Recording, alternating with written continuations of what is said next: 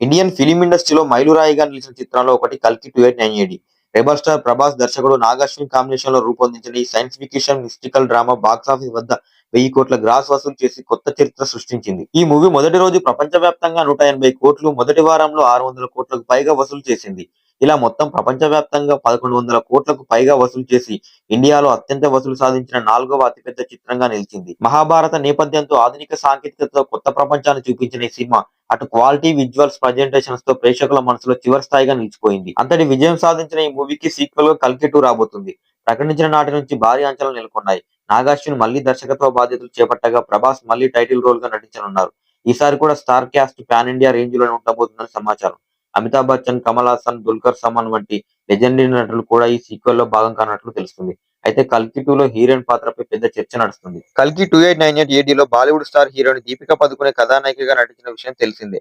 అయితే సీక్వెల్ నుండి తప్పించినట్టు ఇటీవల వార్తలు బయటకొచ్చాయి. దీపిక యాటిట్యూడ్, ప్రొఫెషనల్ బిహేవియర్ కారణంగా మేకర్స్ ఆమెను ప్రాజెక్ట్ నుండి తప్పించారని టాక్. దీంతో ఆ పాత్రను ఎవరు చేయబోతున్నారనే ఆసక్తి ఫిల్మ్ సర్కిల్‌లో పెరిగింది. ఈ నేపథ్యంలో మొదట బాలీవుడ్ స్టార్ హీరోయిన్ ఆలియా భట్‌ను సంప్రదించినప్పటికీ షెడ్యూల్ ఇష్యూస్ కారణంగా ఆమె అందుబాటులో లేకపోయింది. ఆ తర్వాత Kriti Sanon, lady super star Anushka Shetty వంటి పేర్లు కూడా చర్చలో వచ్చాయి.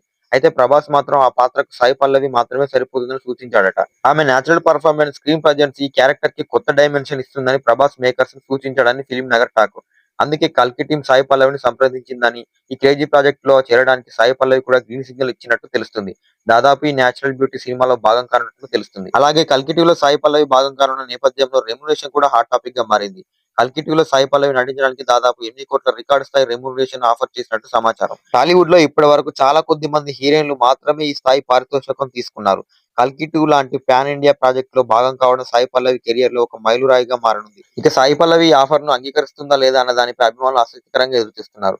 ఆమె గ్రీన్ సిగ్నల్ ఇస్తే 'కల్కి 2' లో Prabhas, Sai Pallavi combination silver screen పై చూడడానికి సినీ ప్రియులకు ఒక విజువల్ ట్రీట్ గా కానుంది. మరి దీపికా పదుకొనె స్థానంలో సాయి పల్లవిని తీసుకోవడం మీకు ఎలా అనిపిస్తుందో కామెంట్ చేయండి.